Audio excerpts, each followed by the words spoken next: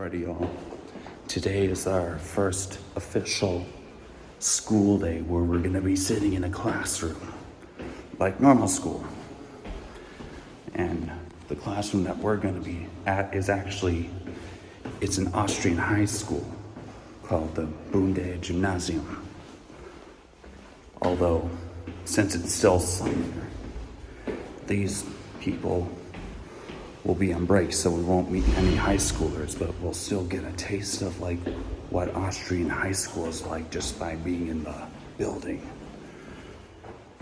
Forgot my raincoat and water bottle. Yeah, this time I'm gonna be wearing rain.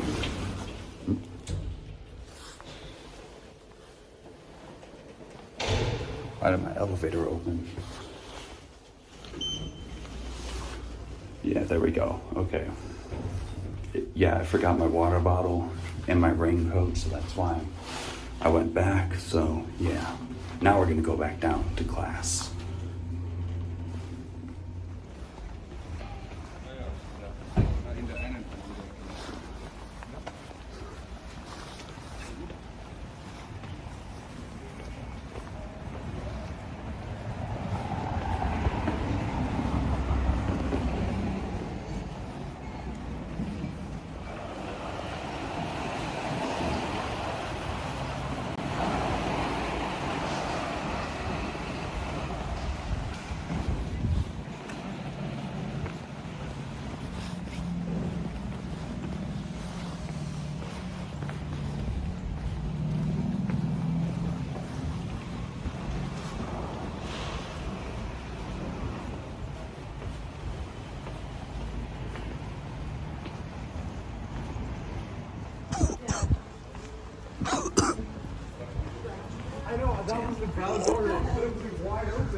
Damn.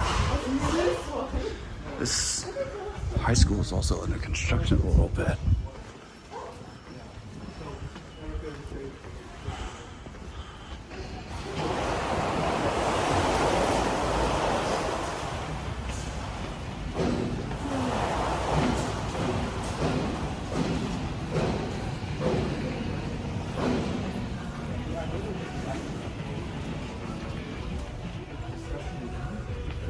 Here we are.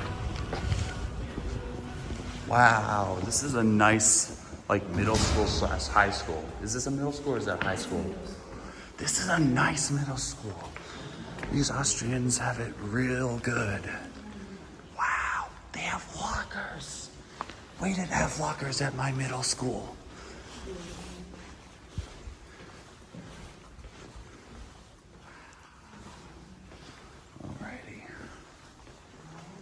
Look at all this stuff, that's nice. Oops.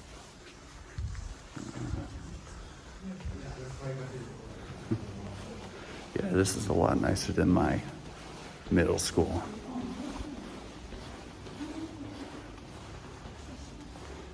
Wait, they have a vending machine for coffee at a middle school? Is that for the students or for the teachers? That's crazy.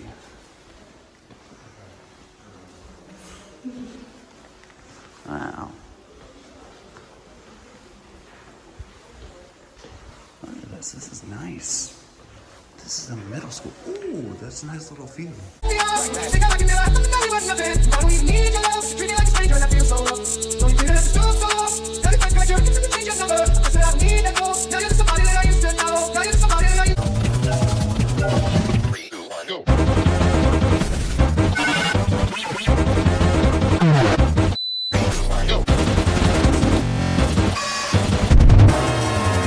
Alrighty, y'all.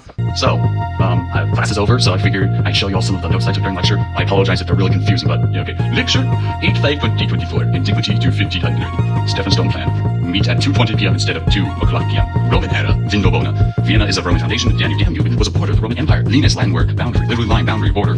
Founded in 100 CE. Done is a port of a much larger nearby Roman town known as Carnuntum. Established 50 CE. Carnuntum is halfway between Vienna and Bratislava. Vindobona was a much smaller support camp initially, but the shape of Vindobona and architecture would influence later Vienna. Gaben literally means ditch. Found in Vienna, the ancient Roman camp had the Graben, I think. I don't know how to say that. burial ditch thingy. Later it was filled in, and that is how we got the shopping street that we have now, wherever the hell that is. There are many modern sites today that reveal Vienna's Roman origin. For example, there's the brothel remnants at the Hofburg, and then underneath the High Market there's a Roman museum or whatever. The High Market was one of the most busy markets in the early modern period, not Roman, in like the 1700s or something. Now you can go here to visit the Roman museum because underneath it is remnants of a well-preserved Roman house or something. The reasons people go to High Market, one, Roman museum, two, Holy bell chimes, that's really cool. Three, Joseph statue. In the Baroque era, they tried to upgrade Joseph, who was a ruler, gave him more attention and art done in the exact same time as the reign of Joseph I of Habsburg. He was a brief serving ruler because he died in Spanish War succession. Back to Rome, fall of Rome, what happened in 476 AD? Fall of the Western Roman Empire, fell to barbarian attractions toward barbarians. Non-Romans said Romans being invaded by non-Romans. This was the day that the city of Rome itself fell, although the eastern half would last a lot longer. Then we entered the period called the Dark Ages. This label is controversial because it sounds like the diss to the era. Why is it often called the Dark Ages? Literacy, organized government, such bureaucracy that was like the Romans, and other stuff significantly declined. Anything Roman declined, although there was one institution that was significant in preserving the antiquity stuff, the Catholic Church, namely the order of St. Benedict monasteries. Irish monks showed up in Vienna at one point to convert Viennese to Christianity or something, but the Viennese thought they were Scottish, and so they called them Irish Scottish. And so there's a monastery in Vienna, erroneously called the Scottish monastery, even though it's actually Irish. Dark Ages, Benedictines, preserve law documents for antiquity, also preserve agricultural techniques, also a very big deal. Why do we have few ruling records? Political fragmentation, lack of centralized political authority, other stuff. Generally, 800 CE, King of France, crowned by Pope Leo III in 800 CE as Roman Emperor, but not really Roman, Holy Roman Emperor. But he was neither holy nor Roman, except for the fact that he was Christian, which I guess makes him holy. And also Roman because he was crowned by the Pope, who was the bishop of Rome, and also they wanted to revive the Roman Empire. But they were German. Holy Roman Empire, that's the HRE, notably from the east, Hungarians. 955 CE, formed battle where Otto I defeated the Hungarians in the Battle of Lechfeld, the river, or Lechfeld. Hungarians constantly encroached the HRE and tried to fight them or whatever. Otto I defeated them, and then this kind of stabilized things, but not really because they also kept on invading it or something like that. I don't know. Important questions. What distinguishes the emperor from the king? How you get to become king/queen is not through hereditary means as at this time, but rather you are elected. Like the president? No, you're elected by 7 states in the HRE that are ran entirely by nobles. So like the electoral college. Yes, but on crack. How did the Habsburg dynasty get to maintain Holy Roman Emperor for so long? Bribery. Two important dynastic families, Black Bavarians, two Habsburgs, Bavaria, not from Vienna/Austria, but rather from Franconia, present-day region of Bavaria or something like that. Initially middle-sized noble family, but then became emperors through balancing acts. Get somewhat viable, but not too big for their britches, if you know what I mean. Out of the first non-Bamberg, knew the Hungarians were a threat, and they were gonna, and they were not going to stop attacking them. So what he wanted to do was install it in Austrian lands, a family that was going to hold it together. So he installed the Bambergs in 966 in Vienna. The area that the Bambergs ruled came to be called Austrici because it was in the eastern part of the HRE. Leopold III of Bamberg built the attached street and met the Milk Monastery. I spelled that wrong. The Bambergs were not known as kings, but as margraves of Austria, where the Bamberg set up their HQ was Klosterneuburg, which we'll see on Wednesday. Klosterneuburg was important. Vienna at this time is not really important, so important that it isn't even worthy of being on the maps. Significant locations during this time, not Vienna, but what are significant? Klosterneuburg. No, basically monasteries. Klosterneuburg, founded in 1014. Monastery, not a Benedictine monastery, but Augustinian. Established by Augustinian canons, but not cannons, like the guns, because gun control law. Cannons are not canon during this period, but cannons are. Cannons are not fires, but cannons. And that's canon, my friend. That's a canon event. There are Augustinian fires here, but they're not important to Klosterneuburg. The cannons are. Because this is a canon event. The canons live in accordance to the wills of St. Augustine. Friars versus monks. Monks tend to stay put in their monastery. Friars don't stay put in their monastery. Examples of friars: Franciscans, Dominicans, other stuff. Friars tend to be more mobile, not supposed to own huge monasteries, but rather travel and give stuff to poor people, I think. Priests, not friars nor monks. Any monks could become priests also, but not all of them. You had to do some stuff to become a priest or something, like some test in repentance or something, I don't know. All Augustinian canons were priests that were ordained, because it's a canon event. Instead of living in a parish like a normal priest does, they live together in one community in a sort of monastic lifestyle, but they weren't monks, because this is canon. Other monasteries: Milk, Benedictine monastery, important. Political power monasteries. Centuries later, in roughly 1700, Joseph II tried to shut down all the monasteries except Milk. Back to medieval times, monasteries are also the seats of power for the Bavarians. You can kind of see the beginning of church and state go back and forth. Milk and Klosterneuburg were established as the seats of power for the Bavarians. We can think of the seats of power as capitals, but it's not the case in medieval times. There's also no central capital, but the government is constantly moving around due to communication issues. The HRE had a parliamentary government known as the imperial diet, but it's not democratic because they were all rich people and all that, and they were elected by rich people who supported rich people or something like that. And the diet was constantly moving. And so the Bavarians were constantly moving around the HRE. Sometimes they were in Klosterneuburg, other times they were in Melz, other times they were in some random places or whatever. Imperial diet, lots of stuff had to deal with money and their diets. Elected by electors, not peasants, but the heads of the 7 states of the HRE that are designated as electors. Basically, rich people electing rich people to support the needs of rich people. Electors could also be duces because they were rich people who supported rich people, who in turn supported they who were the rich people or something like that. I don't know. That is the main point in bringing up the diet. It moved around. Lombok Monastery, Benedictine Monastery. Hitler actually went to elementary school in Lombok or something like that. Other Benedictine monasteries. Strong. Benedictine Monastery archives, simply small, it's so cool. Professor Stewart went to an archive at the Lombok Monastery that dealt with criminal justice or something like that. I don't know. Someone pointed out to her that those places haunted. So unfortunately, the monk that's supposed to be constantly all by herself and was really hungry, so he stayed in that archive as long as possible until midnight. That's what frequently started blasting local music. As she went to the bathroom, she saw the refectory where the monks ate, and she saw food there, so she joined it. But then a monk and his undergraduate scholar women aren't allowed there because Catholicism. And then they both screamed in fear. Ah! Well, the monastery of Catholic Benedictine monasteries also has secular authority. Religious authority, because religion is secular authority, because it could execute you. Leopold III of Bamberg, aka St. Leopold, because he's a saint, I guess. Patron saint of Austria. Don't teach him of Klosterneuburg. Leopold got engaged to Agnes while doing proposals and stuff in nature. Then there was a gust of wind that picked up, that yoinked away the veil of Agnes, and then the veil just disappeared. Everyone started searching for the veil, but they couldn't find it. But got married anyways. Leopold was hunting, and 9 years later he found an elder tree that had the veil of Agnes on the tree, which hadn't been around for 9 years. Leopold's own possessed a gift of grace from God, so from there he found in Klosterneuburg. In the treasury of Klosterneuburg, there's a scarf/veil that is believed to be the veil of Agnes. Amhof would at the court. After setting up Klosterneuburg, the Bavarians finally settled in Vienna, where they set up Amhof. It's here where Vienna starts to establish itself as a seat of power. Leopold V, 1157 to 1194, went on a crusade to the Holy Land, as if any other monarchs during this time, like Richard Lionhearted of England. Leopold felt dissed by Lionhearted, so he warned Richard that if he set foot in Vienna, he'd execute him. Lionhearted got stuck in the Austrian lands, so he got locked up in Bernstein. What the Richard? If you bike along the Danube, you will find that Bernstein, where Richard was in prison. While biking along the Danube, you're going to find one of many medieval ruins because all of the trade that went on along the Danube, and also because people like putting castles to protect the areas from the Hungarians and stuff like that. medieval nobles are like Klingons, while merchants are money-grubbling aliens. Stewards, Star Trek analogy. By the time we're at 1400, these fortified buildings became more and more irrelevant, which is why they became abandoned ruins even in the early modern period. Meinhardt's imprisonment lasted for a while. Meinhardt was held in ransom and was forced to be so much money that the Austrians were able to finance all their fortifications and stuff. Collapse of the Habsburgs, 1246, lack of any heir, specifically men. King Otakar took the Habsburg lands with the support of the noble estates from Austria. Another example of rich people supporting rich people for the sake of keeping the rich people in power. Ruler of Bohemia and Moravia, which was one kingdom, present-day Czechia, Slovakia, Bohemia, Silesia, Hungary, I think. It was Otakar who what would eventually become the Habsburg. At this point in time, the position of Holy Roman Emperor was also up for grabs, and the electors chose Rudolf of Habsburg. Rudolf I of Habsburg, founding father of the Habsburgs, elected by electorates, rich guy elected by other rich guys to support the needs of rich guys and religion. The electorates thought the Habsburg family would be ideal when it came to the institution ruler, but not being too big enough for the bridges. Came from Preston, days Switzerland. He started his kind of splattered all over the place, and was not contiguous, thus making him a candidate for HRE emperor. He became king of both the Germans and also the Holy Roman Emperor, which includes Austria, in the title Augustus or something like that, which means majestic. Remember, the HRE position is electoral, that is decided by the 7 electoral states. 7 electoral states, the HRE. 3 ex-celestial principalities, Mainz, Cologne, Trier. 4 worldly secular principalities, Bohemia, Saxony, Brandenburg, Palatinate, present-day Pfalz in Germany or something like that. These 7 states choose HRE emperors, but Otakar, who had already set himself up in Vienna, was also a candidate for emperor. So he battled against Rudolf I, Otakar's killed in battles, Rudolf won control. Then the Austrian lands became the seat of power for the Habsburg tendency. Habsburgs in Vienna, Rudolf waged World War I in 1918, almost uninterrupted, but with a few interruptions, but not really.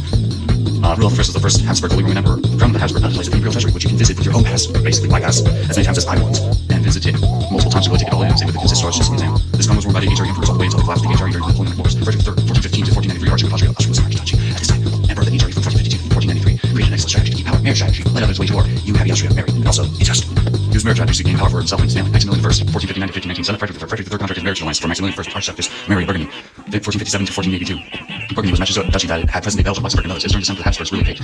During the Order of the Golden Fleece was also founded during this time. That's kind of cool. But by the time the Duke of Burgundy died, all the territory that Burgundy went to Maximilian I, so he got all this cultural legitimacy that was under practice. Took his dad's marriage strategies to a whole new level. His son Philip V, aka Philip the Beautiful. Sexy. Average age of marriage during this time, not 12. That's for royal people only. The average age of marriage for peasants/common folks is roughly 28 years old for men and 26 for women. So it wasn't always child marriage. It was showing the nobles that did this stuff because they're rich people. Marriage was a massive phenomenon throughout all of Europe. Not just United States, but the Habsburg-speaking states. Habsburg territories during this time directly ruled Austrian lands Burgundy. Holy Roman Empire as a whole due to the emperor, also gained control of Spain. Philip the Fair married Johanna the Bad, they died. And the next in line was Charles V. Charles V, not only is he next in line for Austrian lands and stuff, but he's also the hereditary ruler of Spain. King HRE emperor in 1519, born in 1500, so he was 19 years old when he became responsible for the HRE in Spain, which included the American colonies in the New World. So he was ruler of what was essentially the world as a teenager or something. Things getting crazy for him when he becomes survived. Hoover gets married and his life gets pregnant. Maximilian contracts a marriage alliance between his granddaughter Mary and his yet-to-be-born son. This ended up being the case. And so Mary's married to the grown-up baby guy or something like that. Maximilian basically contracted a marriage alliance between his granddaughter and Louis. And so the Habsburg gained even more land and ruled over Bohemia and Hungary. This is where the fuck is the Habsburg family treaty camp. Boy. Only Bohemia is within the boundaries of HRE, while Hungary is not. Do you understand?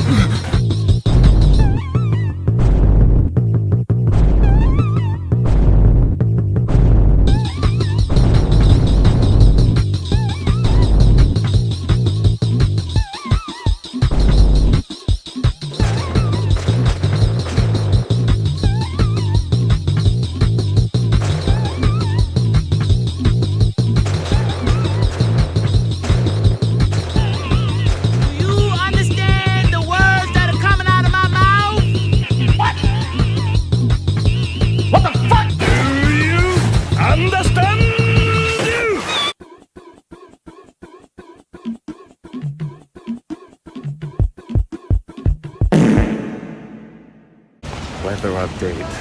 It's raining.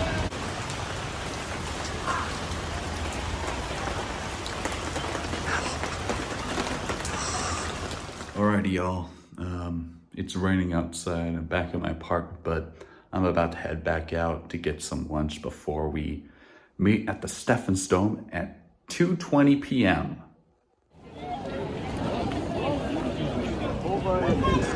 That's what I was thinking. But it's on a flip-flop.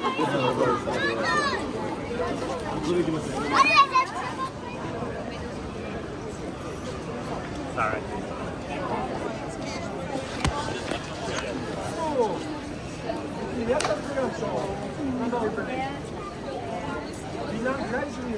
W ogóle obiad jedli, to w ogóle.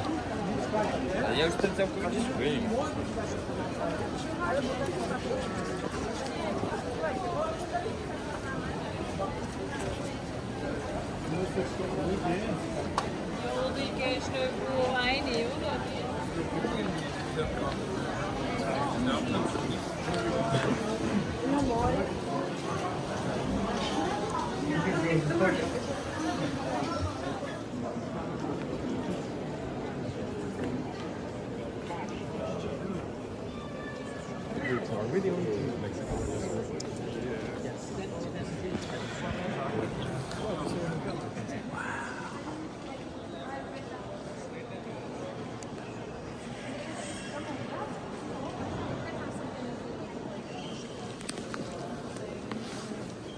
England, the Church of England has some odd and antiquated.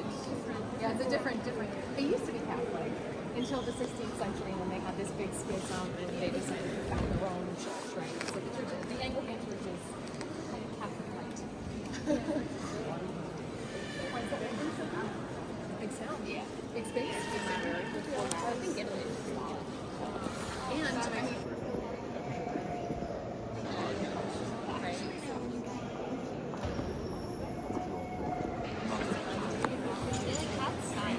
That is a massive organ. yeah, actually they're it's like a architects wanting to construct their cathedrals in a way that's analogous to a human body, which makes sense if you think about the cross. If you look at this from above, it's the shape of a cross, right? And Christ on the cross is a recurring image everywhere throughout.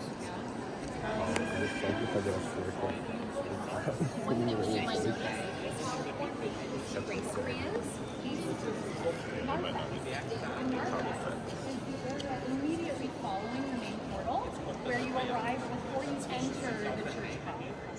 They believe is actually a work of Albrecht Dürer. Albrecht Dürer is the Northern Renaissance master, who you'll meet if you're not familiar with that name next time I see you, tomorrow when we go to the Art History Museum. It was not officially known that Dürer ever came through Vienna, and the discovery of this fresco and the belief that this is probably actually by his hand, probably around 1505. This is like the Leonardo da Vinci of the morning. You'll meet him around. So look up on the wall and you'll see these two female, like Catholic light, right? I'm not a part of the church anymore, but all the smells and bells and ceremony and stuff, but like lots of, a little bit more lenient on a lot of things. But after Vatican II was a series of reforms that were introduced in the 20th century. And one of the reforms that was introduced in Vatican II was that the Mass was allowed for the first time to be spoken in the local language. Until that time, it was only Latin, except for the sermon. And the sermon was the only part that was allowed to be in the vernacular, the local vernacular. And that happened along with the gospel reading from this little pulpit.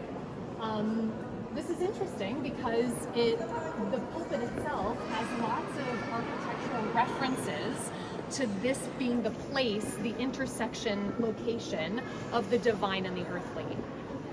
If I ask you to point out something that might suggest this as an intersection point, what can you identify for me? Besides the 3-in-1 nature of God, right? 111. 111 is the width of 2 medieval feet of this central nave. If you add the width of the 2 side aisles, you get 222 medieval feet. The length from the portal to the back end of the choir is 333 medieval feet. The height of the tower is 444 medieval feet, which is believed to be the length of Noah's Ark. If you add the height of the tower to the length of the cathedral, it's 777.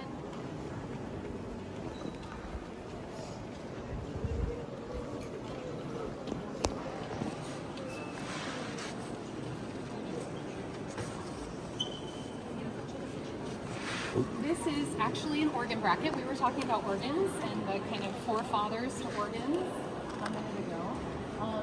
This pulpit, it's not a pulpit, it's a balcony. This balcony was added, and you can tell the year in which it was added because it's signed by the artist who put his own self-portrait on the face. It was completed in 1513, when most of 1515 is about when all of the major structural additions to the interior of the church were finished. Probably the same guy, although there's been some speculation by some art historians that this is definitely Anton Pilgrim.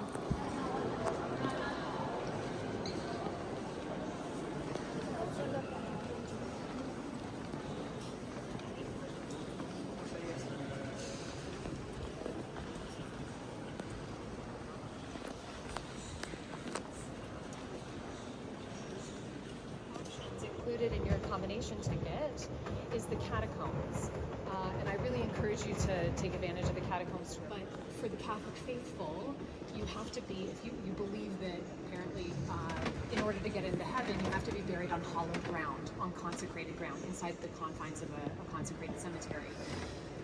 So what do you do with all of these bodies, right? This is still kind of a logistical problem in Austria, especially if you think about how much limited horizontal flat space there is in an alpine nation the farther west you get, right? So what do you do if you have a body coming in and your churchyard is full? Well, if your plot is completely filled up with bodies. There's one approach, which is you can sink a tunnel and then go underneath the whole deal, right? And that has to do with like the expansion of the catacomb system.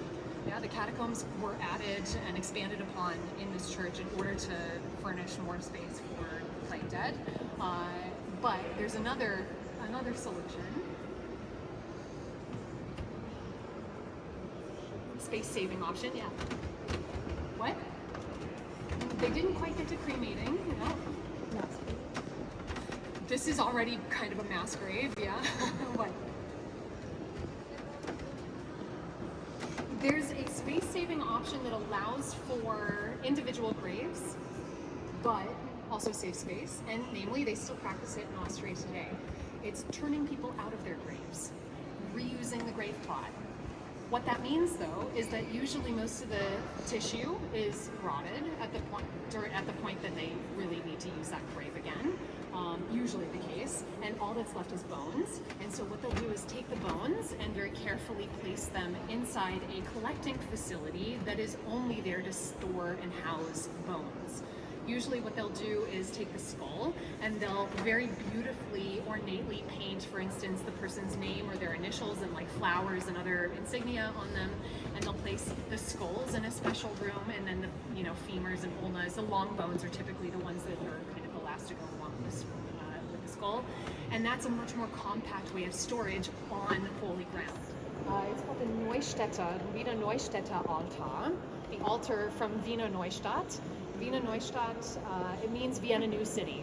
It's a city outside of town that was founded in the late 12th, early 13th century with a huge amount of money that was sent to Austria. I can go into the details of the story if you're interested. The very short version is that it was ransom money paid to the Austrian state in order to secure the release of King Richard the Lionhearted. So if you're familiar with, like, I don't know, the Disney version of Robin Hood, remember how the big strapping handsome lion comes in at the end for Robin and Maid Marian's wedding, and everybody's like, King Richard, where were you? Okay, so we'll get a closer look at it in a second. But it also has the vowels, A-E-I-O-U. A-E-I-O-U is the kind of enigmatic moniker of the guy we're going to meet over there in just a second. His name is Friedrich III. He's the first Habsburg to rule as Holy Roman Emperor. There's a portrait of him. He's the one who had this winged altarpiece built in 1447. He had the longest reign of any of the Holy Roman Emperors. He ruled from the 1450 as Holy Roman Emperor from 1452 until his death in 1493. He was 78 years old at the time when he died. I'll tell you more about him in a second when we go over there and meet him. But that A-E-I-O-U, he scribbled on basically everything he could get his hands on. You'll find it, if you go to Graz, for instance, it's all over the place because the Graz castle complex was his favorite residence. There are several, and if you get a chance to go into St. Ruprecht's Church, the oldest church in the city, I pointed out from the bus yesterday very briefly, there's an A-E-I-O-U there. It stands for, there are a couple of leading theories, and there was a published paper that came out last year that has a new one, so it's a lot to keep track of. But the leading theory is it stands for a Latin or German phrase that basically means everything on earth is subordinate to Austria. Like Austria is the greatest and everything else sucks. Yeah. Alles Erdreich ist Österreichs Untertan. Yeah. So look for the AEIOUs. You'll find them around the city. It's kind of a fun scavenger hunt. Before we talk more about Friedrich III, though, I'll introduce you to this guy over here in that show sarcophagus. And actually, I don't know if you guys want to get up for this bit and get closer, or if you're more comfortable sitting.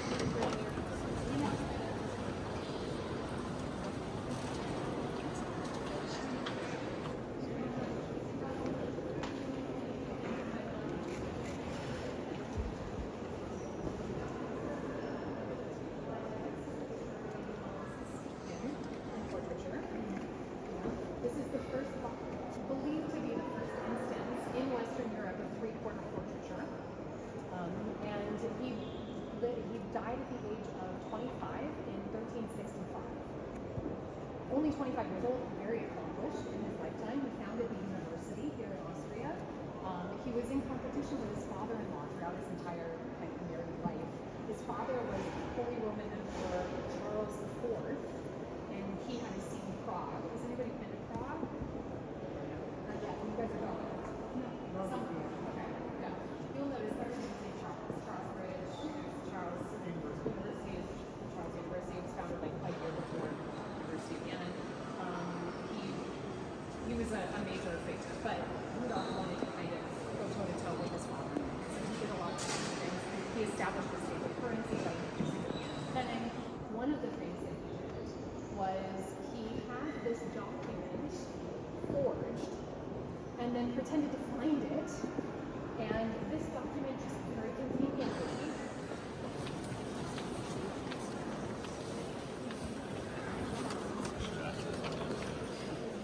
one thing that you'll notice architecturally, it gets kind of simpler, the tracery, the roof supports get a little bit simpler and more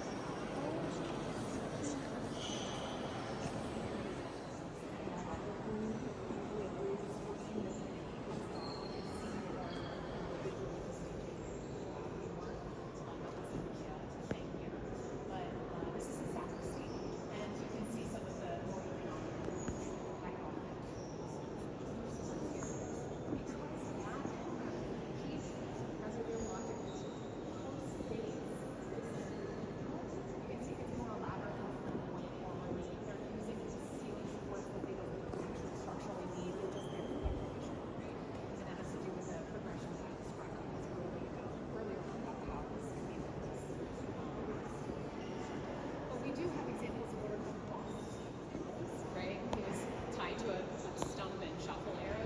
Then next is a uniquely Austrian saint. I wouldn't expect you guys to know that's a Pullman, that's Leopold. There are, the Pullmans are yes. And then we've got Florian, who's the Leopold the founder. Yeah. So that's of Baden-Württemberg. Exactly. He founded a bunch of monasteries and stuff. Yeah. Die Glorreiche, I think is another of his names. Florian is over here. He's the patron saint of firefighters. He's also still they still use the term Florian as the code for firefighting in the city. And then over here is Saint Rochus, or Saint Roch, or Rocco. He is a plague saint, and he's still a plague saint. He's kind of pointing up their nose. He's doing there. He's showing you where his plague wounds were. He survived the bubonic plague because his dog came and brought him food, like rests and bread and things, and his wounds. And so he's by the way, do you know why?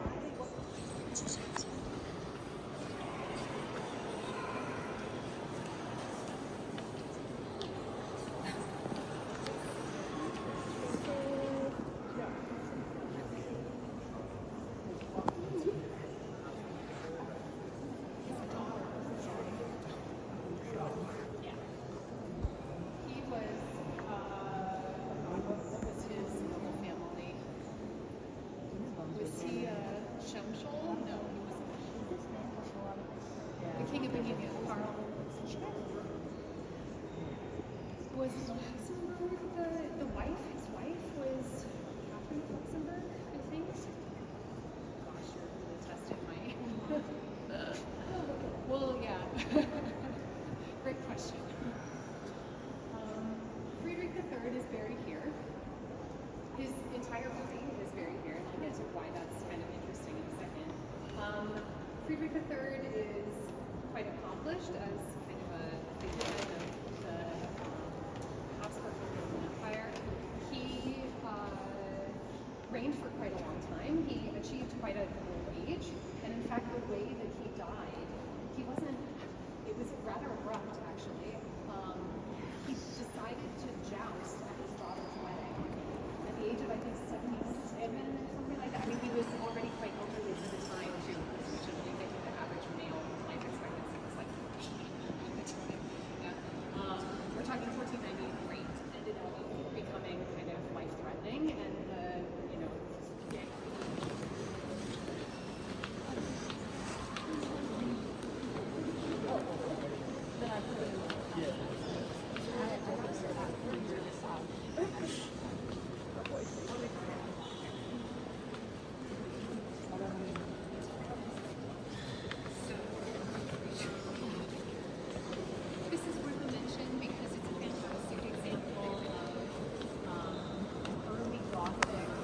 Madonna and Child in what's called the schöner Stil or weicher Stil, beautiful or soft style. It's a style of Gothic, early Gothic sculpture that is characterized by how kind of tender and sweet and placid and loving this relationship is between the Virgin Mother and the baby Jesus. You'll see, depending on the route we take through the Art History Museum tomorrow, we might see a couple of other examples. It's principally Austrian, and it principally concentrates around the first part of the 14th century. But if you see Madonna and Child Gothic sculpture from this period that looks particularly kind of sweet and temperate and placid, it's going to be this type of style. This is the Dienstboten Madonna, or the Servant's Madonna, and it's called that because of the anecdote surrounding how it came into this church. It was in the possession of a private family in one of the palaces, one of the kind of late medieval palaces around here someplace. And the story goes that the lady of the house was missing some jewelry, and she accused her maidservant of having stolen it. And the punishment for having stolen jewelry for a servant would have been really extreme at the time. And this woman was innocent, but she couldn't prove it, of course, and so she was terrified of, the implications of this, and she ran down into the courtyard, threw herself at the feet of this Madonna statue, and begged Madonna to Mary to intercede on her behalf, and then miraculously, immediately, the jewels turned up, and the woman, her mistress, kind of apologized. She thought, oh, this is divine miracle, and I want to make this statue. She interceded on your behalf. I want to make this statue available to other servants. So she donated it to the cathedral. And even up until the early 20th century, people in service would come here and pray quite often. So it's one of the more popular kind of Mary icons.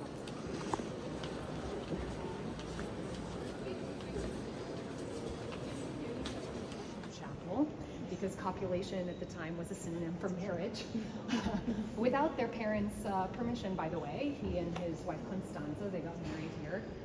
Very convenient because her mother was the owner of an apartment building, a landlady, and the building where they lived, especially later in 1786, where Mozart wrote Nozze di Figaro, is just behind this apartment block, behind the apse. So if you're interested in going to the Mozart house, seeing Mozart's apartment, that it's turned into a museum now. But Romanesque style, late Romanesque style font, and this baptismal font would hold consecrated water, holy water, right? And you want it to be protected in there when it's not being used. But does that cover, so-called, belong to that font? What makes you shake your head? Yeah, it's two different media. Great, that's one thing. Yeah, two different materials, two different colors. Also, the guy depicted at about a third of the way up the column, of the plague column. Have you guys walked through the cabin, the ditch street, and the street that you pedestrian? We've done it together. Okay. But some evening I'll take you for a walk and talk about that. Yeah, it's quite a. I mean, it's kind of the crown of the cabin. It's really difficult to miss. Trying to see if I can finish it. Fascinating guy, also very conflicted in a number of ways. Look at his face and tell me if you notice something. Also fabulous codpiece. Yeah, great. Fabulous codpiece. And that lobster, they call it the lobster belly armor. So we're talking about a figure who's mid-17th century. He's married in 1666 to the Infanta of Spain. I'll show you a portraiture of her when we see each other tomorrow in the Art History Museum. His wife is simultaneously his first cousin and his niece. 16 years old at the time of marriage, and she has a series of miscarriages and then ends up dying at the age of 21 shortly after childbirth. She believed that the Jewish community was responsible for poisoning her or causing her to miscarry all of these times, and so she animated her husband to persecute the Jewish community, and that's played. I mean, it was a factor in what they called the second Viennese expedition. Yeah. That's how the Habsburgs lost Spain. the way that the Habsburgs lost the Spanish throne is because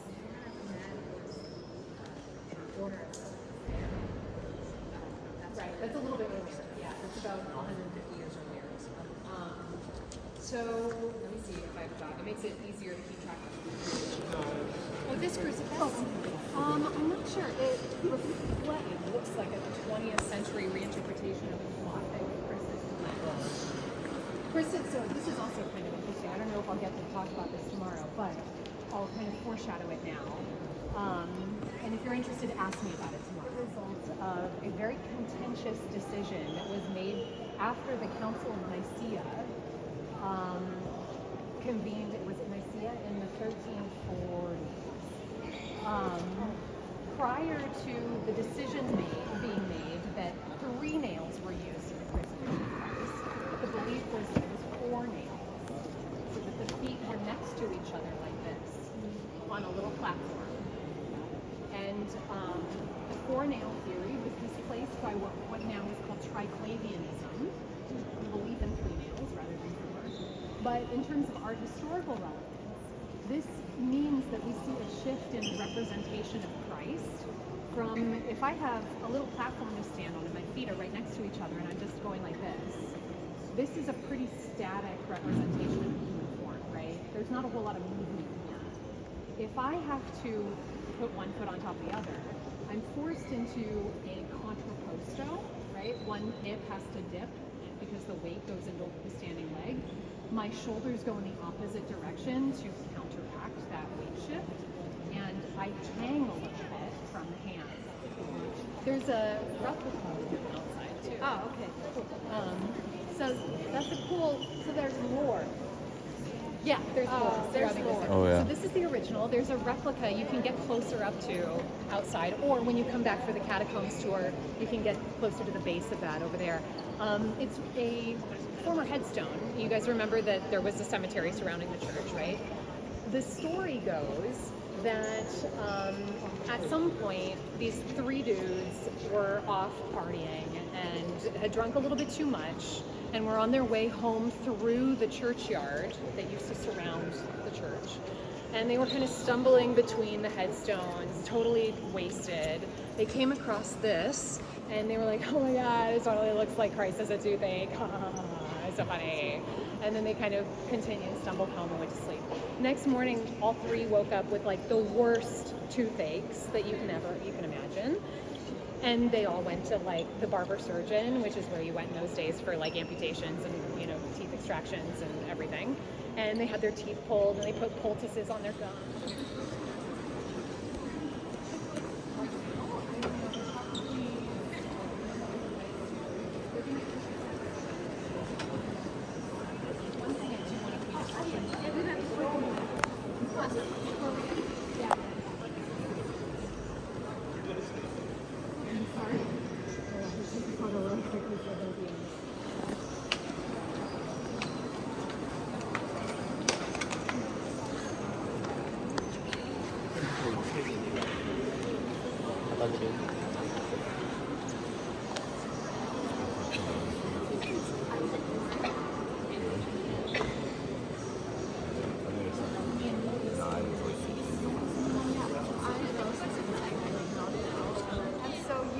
To a specific statue of the Virgin Mary and expect specific stuff to happen.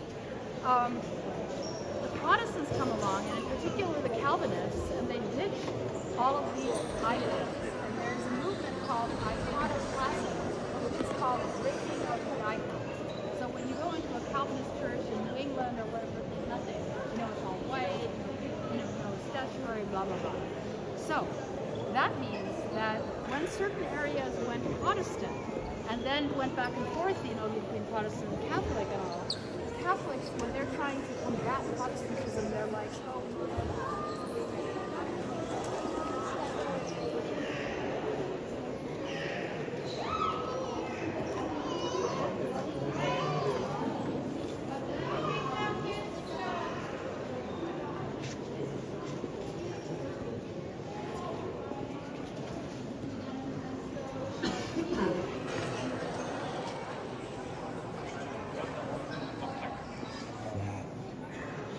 where Prince Eugene of Savoy is buried.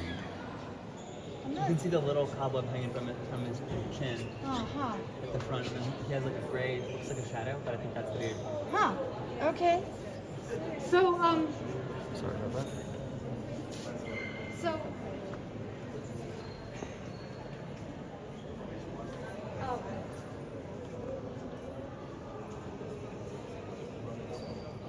where's Grandma? Oh. I need to ask her something.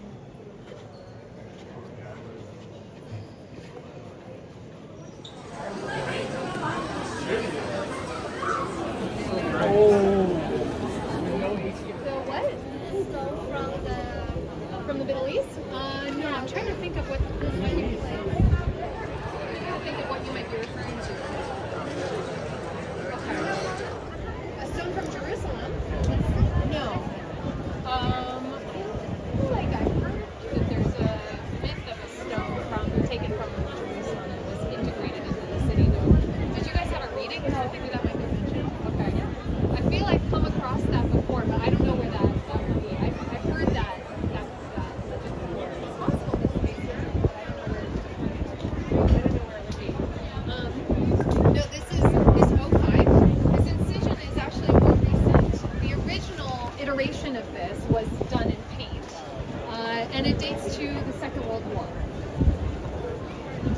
When Hitler marched in 1938 and announced the annexation of Austria, which annexation, for reasons we can talk about at some other point, is a little bit of a problematic term for this. But the assumption of Austria into the growing Third Reich involved the mandate that the name Austria not be used anymore, right? Austria became the Ostmark, the Eastern Territory, and the name Österreich, Austria in German, became illegal to use because it would have acknowledged independence from the Third Reich, right? Which is why Österreich became kind of a rallying cry for the Austrian resistance to the Nazis. Even in the lead up to the annexation, Österreich was kind of a call to unification, and this is how it was communicated. O plus the fifth letter of the alphabet, which is what? E. Yeah. Good. Yeah. O plus E yields the German letter Ö. O with an umlaut. And Ö is the first letter of Österreich. Yeah, German for Austria. So A-E-I-O-U, What? basically? No, Ostmark is just OST. Yeah. So it's basically A-E-I-O-U, right? In the sense that it's kind of a Yeah. like a Code or something? motto or something. Yeah. Like a code. Yeah.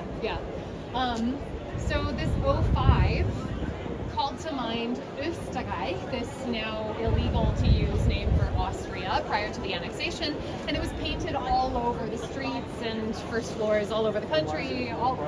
Vienna was. Nice model. Yeah. Do they not regulate like the architecture for Stephansdom? I feel like that would That was such a controversy. Super duper controversy. Super controversial. The Haas house. The architect thought that they were doing. landscape. That's interesting. The architect thought that he was kind of emphasizing the importance of St. Stephen's by putting reflective panels in a position to emphasize the tower. But it was not very well received at the time of its unveiling. I mean, there's a bar up in that area. There's like an atrium.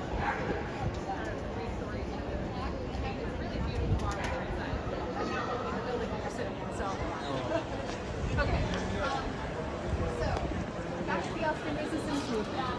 So, in the early months of 1945, the Second World War is winding to a very brutal, very bloody close, right? What that looks like for Vienna specifically is that the Russians are approaching from the east and taking land in their approach, what becomes the Battle of Vienna. This is in early April 1945. As the Nazis in Vienna see the Russian approach, they're in a weakened state. They know that the Russians are going to overwhelm them, but they want to slow the Russian approach. And in order to do that, they finally order to retreat from Vienna and fire back shells to destroy the infrastructure behind them as they retreat. So all of the roads and bridges and things, in order to handicap the Russians as they advance, right? In the midst of all of this, the American and British bombers were also told to take out train systems in order to eliminate any kind of supply runs being able to furnish the Nazis. So the American and British are flying overhead. Bombs are being kind of lobbed throughout the city. There are bucket brigades on constant watch to put out the fires that are being set by these Nazi shells. And the Russians are approaching. It's total chaos. So at one point, two members of the Austrian resistance community, they realized, you know what, the British and Americans who are flying overhead, we want to send a message to them that the Viennese are ready to surrender. We're done. The Nazis are the ones who are launching these shells. So these two guys take a white sheet and they climb up all 343 steps of the taller South Tower, all the way up to the top. You can see there's a window up there. That's where your ticket will get you into that tower. There's actually a gift shop at the top. Wait, what?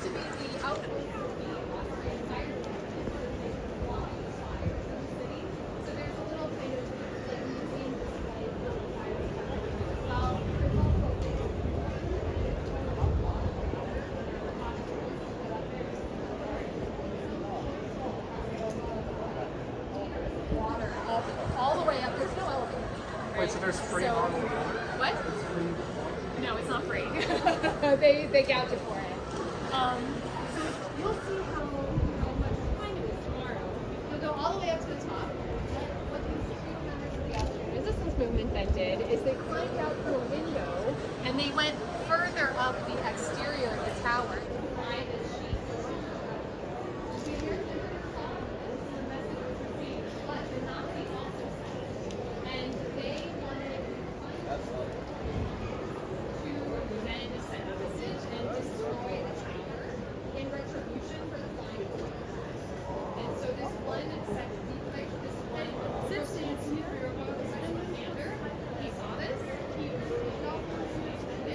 he ordered shelling of the tower, 100 shells, until it reduced to ash and rubble, or if it requires more, keep shelling. Fortunately, there was a under officer who received who decided, you know what, it's not worth destroying the landmark for, for retribution, and he fudged the calculations, the trajectories for the shells. So instead of landing on the tower, the shells landed over here, on the courthouse. Unfortunately, that started a fire. They were not able to control the fire, and the fire spread to some scaffolding that had been erected in order to protect the exterior of the church during the bombing, lit the scaffolding, then spread into the 12th century Gothic larchwood truss, the roof system underneath the Bavarian tiles, and completely burned the roof of the church. It collapsed on the 12th of April. And then it continued, even though people were out there photographs, I don't have them right here, but there are photographs of people aligned in bucket brigades trying to quench the fires as the bombs are still falling.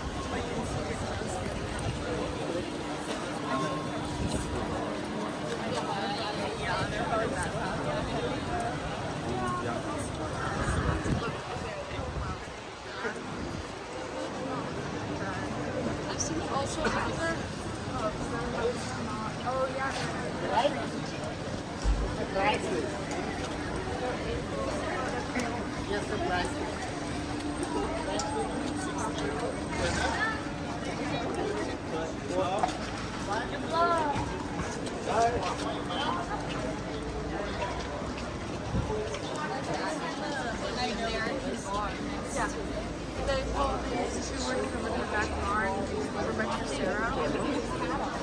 Ready, y'all. The tour of the Stephansdom has ended, so now we're on our own. So near the Stephansdom, there's this place called, I don't know if you can see that, Blutgasse. And, oh, sorry. Oh, all good, all good. And it's literally called, that literally means Blood Street. And it was believed at some point in like the Middle Ages probably that some of the Knights Templars were executed in this area, and it was believed that there was so much blood that it flowed red. Oh, is that like a cross? Yeah. So, yeah.